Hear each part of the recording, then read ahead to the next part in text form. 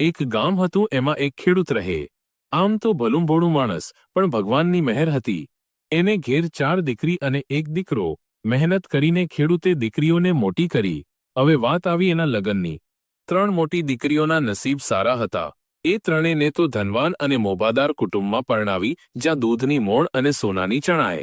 પણ જે સૌથી નાની દીકરી હતી, એના ભાગ્યમાં કદાચ ગરીબી લખેલી હતી. એના લગ્ન એક સાવ ગરીબ ઘરમાં થયા, જ્યાં પેટ પૂરું ચાલે એટલું જ મળે, બીજું કાંઈ નહીં. સમય વીત્યો. એક દિવસ દીકરાને ઘેર મોટો પ્રસંગ આવ્યો.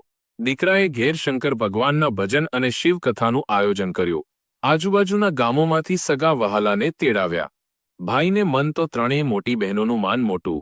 તરત જ દીકરાએ ખાસ વ્યવસ્થા કરી. ત્રણેય મોટી બહેનોને તેડાવવા માટે શણગારેલા ગાડા મોકલ્યા. ગાડા એવા શણગાર્યા તકે જાણે રાજાની સવારી. ગાડાની ઘૂઘરીઓ રણકતી જાયને ત્રણેય વટભેર પિયરમાં આવ્યા. ભાભીએ પણ આવકારવામાં કોઈ કસર ન છોડી. લાડુ, મોહનથાળ ને ભજીયા જેવા ઊંચા ભોજન તૈયાર થયા. પણ આ બધામાં એક વાત ભૂલાઈ ગઈ. કોઈને પણ નાની દીકરીની યાદ ન આવી. ભાઈએ પણ મનમાં વિચાર્યું કે એ તો ગરીબ છે, અહીં આવશે તો એનું માન નહીં જળવાય, એને સંકોચ થશે ને વળી એને તેડવા ગાડી મોકલવાનો ખર્ચો. એટલે એને ન તેડાવી. નાની બહેનને આ વાતની ખબર પડી. એનું હૈયું ભરાઈ આવ્યું. મારો ભાઈ આટલો મોટો ધર્મનો પ્રસંગ રાખે ને મને યાદ ન કરે. એણે મનમાં વિચાર્યું, મોટી બહેનોને તો સારા ગાડા મોકલ્યા, પણ મારું કોઈ વચન કે વ્યવહાર નથી. પણ એ હતી તો ખમીરવાળી. મનમાં નક્કી કર્યું, કોઈ તેડાવે કે ન તેડાવે, હું તો શંકર ભગવાનના ભજનમાં જરૂર જઈશ. આ તો ધર્મનો પ્રસંગ છે. ભલે મારી પાસે સારા વસ્ત્રો ન હોય કે ભાડું ન હોય. પાડોશમાં એક ભલી બાઈ રહેતી હતી. એણે નાની દીકરીનો ઉદાસ ચહેરો જોયો. એણે પૂછ્યું, કેમ દીકરી, ઉદાસ કેમ છો? દીકરી રડમસ અવાજે બોલી, મારે મારા ભાઈના ઘરે શિવ ભજનમાં જવું છે, પણ મારી પાસે તો પહેરવા માટે એક ઢંગની સાડી પણ નથી. ભાડું ક્યાંથી કાઢું? ફાટેલા તૂટેલા લુગડામાં મોટા લોકોની વચ્ચે કેવી રીતે જવાય? પાડોશીએ એને હૂંફ આપી, અરે ગાંડી, શંકર ભગવાનને તારા સાદા લુગડા સાથે કોઈ લેવા દેવા નથી. તારી શ્રદ્ધા જોઈશે. તું જરાય ચિંતા ન કર. આ લે, મારા 500 રૂપિયા રાખ, અને આ એક સાફ સુથરી સાડી પણ તું પહેરી લે. નાની બહેનને ઘણો સંતોષ થયો. હવે શિવ ભજનમાં જવું હોય તો પ્રસાદ તો લેવો પડે. ધનવાન બહેનો તો મીઠાઈના મોટા ડબ્બાને કાજુ બદામના પેકેટ લઈને જતી હતી. નાની દીકરી પાસે એટલા પૈસા ક્યાંથી હોય? એણે ઘેર જોયું. ઘરમાં થોડાક જુવારના ધાણી, પોપકોર્ન, પફ્ડ ગ્રેન્સ પડ્યા હતા. 2-4 ખાંડના દાણા હતા. એણે પોતાના મનથી વિચાર્યું, પ્રભુ, મારી પાસે આનાથી વધારે કશું નથી. ભાવ જ મુખ્ય છે. એણે એ દાણીને તાવડીમાં સરખી શેકી લીધી અને એમાં થોડી ખાંડ ભેળવી દીધી. એક નાની પોટલીમાં એ સાદો પ્રસાદ લીધો અને પગપાળા જ પોતાના ભાઈના ઘર તરફ ચાલી નીકળી. નાની બેન જેમ તેમ કરીને ખેતરો અને કેડીઓ ઓળંગીને ભાઈના ઘર સુધી પહોંચી. એને જોઈને ઘરમાં કોઈને હર્ષ ન થયો. નાની બેન તો દૂરથી જ ઊભી રહી. એણે જોયું કે ભાઈના ઘેર ભવાની માને પણ પાણી પીવડાવવા કોઈ તૈયાર નથી. એટલે કે ગરીબોની કોઈ કદર નથી. એણે મન મક્કમ કર્યું. એણે દૂરથી ઊભા રહીને બૂમ પાડી, ઓ ભાભી, સાંભળો છો? હું તમારી ગરીબ બેન છું, દૂર ઊભી છું, નજીક આવતી નથી. મને ખાવા પીવા માટે કશું નથી જોઈતું, બસ ખાલી એક લોટો પાણી આપી દો તો મારા પગ ધોઈ લઉં અને પાણી પી લઉં, જેથી હું શિવ ચર્ચામાં બેસી શકું. ભાભી તો તરત જ મોં મચકોડીને બોલ્યા, અરે, તું ગરીબ બેન લઈને આવી ગઈ. તું લઈને ચાલી જા અહીંથી, વધારે બોલતી નહીં. તું ખાલી એક લોટો પાણી માંગે છે? હા, લે, તને એક લોટો પાણી આપી દઉં. બેચારી નાની બેન. એણે તો ઝૂકીને ભાઈને દૂરથી જ પ્રણામ કર્યા. ભાભીને પણ દૂરથી વંદન કર્યા. હા, ભાભી, ખુશ રહો. એક લોટામાં પાણી લઈને એણે પોતાના પગ ધોયા, મોં ધોયું અને પાણી પીધું. ઘરમાં કોઈએ એને ખાવા પીવાની વાત પણ ન કરી. મોટી ત્રણેય નણંદોને તો થાળીમાં ભરી ભરીને નાસ્તો દીધો, ભોજન દીધું, પણ નાની દીકરીને કોઈએ પૂછ્યું નહીં. આ બાજુ ધામધૂમથી શિવ ચર્ચા શરૂ થઈ. જ્યારે પ્રસાદ ચડાવવાની વાત આવી ત્યારે નાની બહેને એનો લાવાનો, મમરાનો પ્રસાદ આગળ ધર્યો. તરત જ ભાભીએ એનો પ્રસાદ ઉપાડીને બાજુમાં ફેંકી દીધો. ગરીબ દુઃખી માણસ આ મમરાનો પ્રસાદ લઈને આવી છે. બેચારી રોવા લાગી. પોતાના આંસુ લૂછતી હતી. ભાભીએ જોયું. નાની બહેનના આંસુડા જમીન પર ન પડે એ રીતે લૂછતી હતી અને મનમાં ભગવાનને પ્રાર્થના કરતી હતી, હે શિવગુરુ, આ તે કેવી રચના રચી? મારી પાસે સેવા કરવા માટે ધન નથી ને તે મને આટલી ભૂખી તરસ રાખી. હું તો તારી ચર્ચામાં જોડાઈશ. 3 કલાકની ચર્ચામાં એ બેન આંખ બંધ કરીને બેઠી રહી અને શિવગુરુ પાસે પોતાના ભાઈ ભત્રીજા માટે દયા માંગતી રહી. શિવ ચર્ચા પૂરી થઈ ત્યારે ત્રણેય રાજવાડી ધનવાન નણંદો તો ભાભીને લાડથી પૂછે, હવે અમે જઈએ ભાભી? જઈશું ને? ભાભી એમને વળાવે. પણ નાની બેન તો ઊભી રહી. એણે ભાભીને કહ્યું, ભાભી, મને મારા સાસરે જવું છે પણ મારી પાસે ભાડું નથી. જો તમારી પાસે કોઈ ફાટેલું તૂટેલું ગોદડું ધાબળો હોય તો આપી દો તો હું તમારા ઘરમાં નહીં રહું પણ નદી કિનારે જઈને સૂઈ જઈશ. ભાભીએ મોઢું બગાડ્યું. ના ના, તું અહીં ઊભી ન રહે. જા, તું તારે સાસરે ચાલી જા. નાની બેને પૂછ્યું, તમે મને કંઈ પૂછ્યું પણ નહીં કે હું શું કરીશ? ત્યારે ભાભી કહે, તારો પાડોશી કહેતો તો નહીં કે તું ના જઈશ. તો જાને હવે, હું તને ફાટેલું ગોદડું પણ નહીં આપું. નાની બેને મનમાં નક્કી કર્યું કે હું તો જઈશ જ. ત્યારે ભાઈએ ભાભીને પૂછ્યું, અરે, તારી ગરીબ બેન ગોદડું માગે છે તો એને આપી દે ને. ભાભીએ કહ્યું, ના, જે ઘોડા પર ત્રણેય બહેનો ગઈ એ જ ઘોડા પર એને મોકલો. એટલે કે ટોણો માર્યો. ત્યારે ભાઈ હાથ જોડીને બોલ્યો, હે ભગવાન, તે કેવો દિવસ બતાવ્યો? ઘરમાં કોઈ ચારો નથી, કંઈ બચ્યું નથી કે હું મારી બહેનને સાચવી શકું. અમે અમારી બહેનને ન પૂછી એને ફાટેલા લુગડા પણ ન આપ્યા. પછી ભાઈ દોડ્યો. જે ફાટેલું તૂટેલું ગોદડું હતું એ લઈને આવ્યો અને કહ્યું, લે બેન, આ ફાટેલું ગોદડું તું રાખ અને નદી કિનારે જઈને સૂઈ જા. મોટી બહેનો તો પોતાનો પ્રસાદ ખાઈ પીને ખુશામત કરીને સૂઈ ગઈ. પણ ભાઈના મનમાં દુઃખ થયું. આખરે તો અમે એક જ મા બાપના સંતાન છીએ, કંઈક તો ભાઈ બહેનનો પ્રેમ હોવો જોઈએ ને. એણે તરત જ એક થાળીમાં ગરમ દાળ, ભાત, શાક, દૂધ અને 4 રોટલી મૂક્યા અને 1 લોટો પાણી લઈને ચૂપચાપ નદી કિનારે ગયો જ્યાં નાની બહેન સૂતી હતી. બહેન, આ તારા માટે ખાવાનું લાવ્યો છું. નાની બહેને જોયું તો આશ્ચર્ય થયું. ભાઈ, તમે અહીં? ભાભીએ તમને કાઢી મૂક્યા? ભાઈ રડી પડ્યો.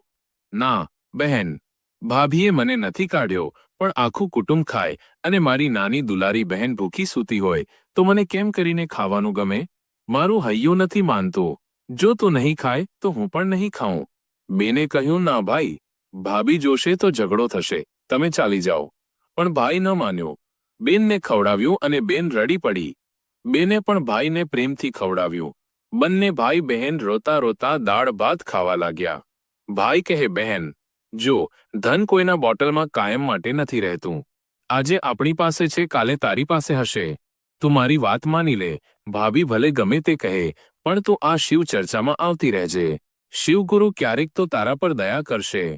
બંને ભાઈ બહેન રડતા રડતા ખાવાનું ખાઈને છૂટા પડ્યા. ભાઈ પાસેથી ગોદડું લઈને નાની બેન નદી કિનારે સૂતી. સવારે 3 વાગ્યા ત્યાં તો ભાભીની નીંદર ઉડી ગઈ. અરે રે, મારું સોનું ચાંદી તો લઈને નથી ચાલી ગઈ? ગરીબનો ભાવ ન પૂછ્યો, પણ ચોરીનો ડર લાગ્યો. ભાભી દોડતી બહાર આવી અને મનમાં વિચારવા લાગી, આ ગરીબડીને ભગાડી તો દીધી, પણ જો કદાચ મારી ધન દોલત લઈને ચાલી ગઈ હશે તો? ભાભી જોવા આવી. નાની બેન તો ત્યાં જ સૂતી હતી. ભાભીએ મનમાં વિચાર્યું, મોટી નણંદોને તો મેં બધું ખવડાવ્યું, બધું દીધું. હવે આ ખાલી હાથવાળી નણંદને કંઈક આપી દો, નહીંતર લોકો શું કહેશે? ભાભીએ એને જગાડી. અરે નણંદબા, પ્રણામ. હવે જાઓ છો? ઊભી રહો.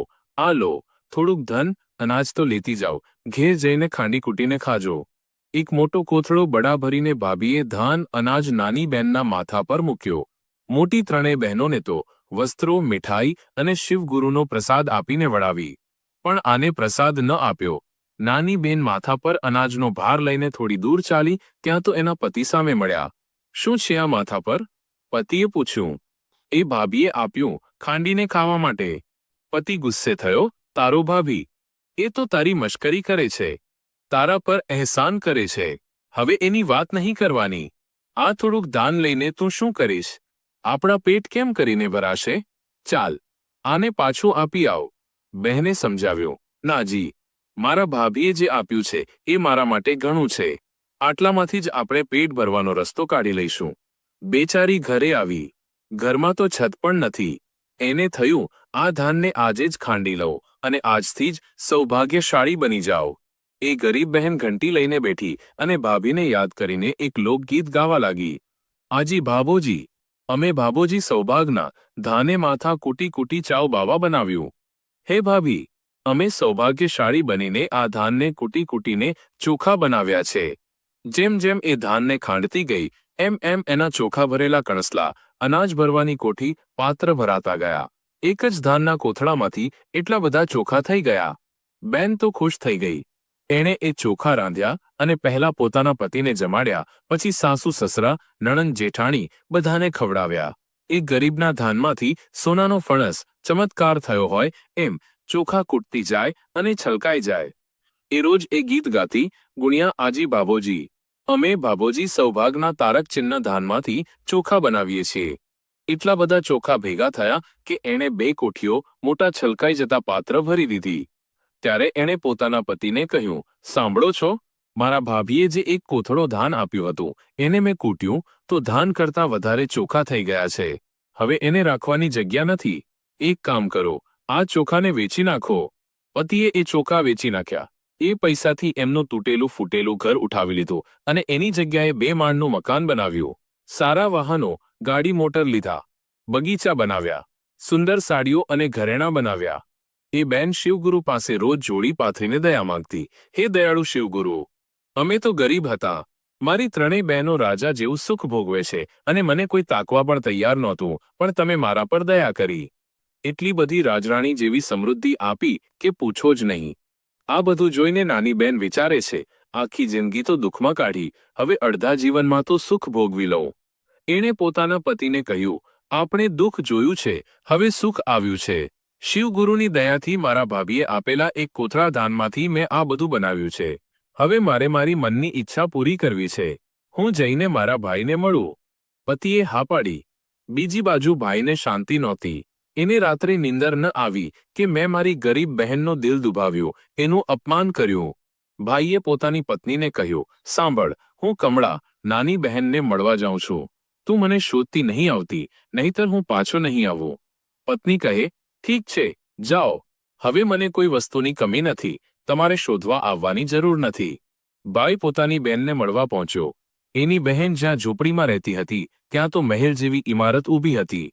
એણે પાડોશીને પૂછ્યું, અહીં મારી બહેનનું ઘર ક્યાં છે? ત્યાં જ નાની બહેન બહાર આવી, અરે ભાઈ, હું જ તમારી બહેન છું. ભાઈ તો ચકરાઈ ગયો. સમાચાર પૂછવા લાગ્યો, કેમ છો બહેન? ભાભી, ભત્રીજા, ભત્રીજી બધા ખુશ છે ને? બહેન કહે, મારા સમાચારની વાત ન કરો ભાઈ, મારા સમાચાર તો તમે જોઈ જ લીધા. ભાભીને મારાથી દિલમાં દુઃખ હતું, પણ શિવગુરુએ ભાભી પર દયા કરી અને મારા પર પણ દયા કરી. ભાભીએ જે એક કોથળો ધાન આપ્યો એને હું રોજ કૂટતી અને એ ગીત ગાતી, ગુણ્યા આજી ભાભોજી, અમે ભાભોજી સૌભાગના. એટલું બધું ધાન થઈ ગયું કે મેં 2 ઘરમાં કોઠીઓ ભરી દીધી. એ ચોખા વેચી વેચીને મેં આ બધું બનાવ્યું છે. ભાઈની આંખોમાં આંસુ આવી ગયા. બહેન, શિવગુરુ સૌ પર દયા કરે છે. મારી પત્નીએ તારું અપમાન કર્યું, પણ તે 1 લોટો પાણી પણ માંગ્યો તો તારી શ્રદ્ધાથી તારું ભલું થઈ ગયું. બહેને પ્રેમથી કહ્યું, ના ભાઈ, આખી રાત રોકાઈ જાઓ. આપણે ખીર, પૂરી, પુડલા ખાઈશું. ભાભીને ખબર પડી તો ગુસ્સે થઈને કહે, જો જઈને ખીર ખાઈને આવ્યો છે પણ મને જૂઠું બોલ્યો. મેં તો એને ખાલી કોથળો જ આપ્યો હતો. ભાઈએ પાછળથી બબર્યું, ચોરી છુપીથી કહ્યું, જો તું બધી વાત જૂઠી બોલે છે. હું તો તારા કરમ જોવા ગયો હતો. મેં જોયું તો બહેને મહેલ બનાવી દીધો છે. ભાભીનો અહંકાર તૂટ, એના પેટમાં દુઃખ થયું. હવે હું પણ રાજા બનીશ. હું પણ દાન ધર્મ કરીશ, શિવગુરુની ચર્ચા કરીશ. ભાભી શિવ ચર્ચામાં જઈને હાથ જોડીને કહે, ભગવાન, મારા ગરીબ નણંદને જે છલકાવનારું ધાન મળ્યું એવું મને પણ આપો. ત્યારે ભગવાને કહ્યું, તારી નણંદનું નસીબ મોટું છે, તારા જેવી લાલચીને ભગવાન ન આપે. ત્યારે જ બધાએ કહ્યું, ગરીબને દૂર ન રાખો, ગરીબનો પડછાયો પણ ન ત્યાગો.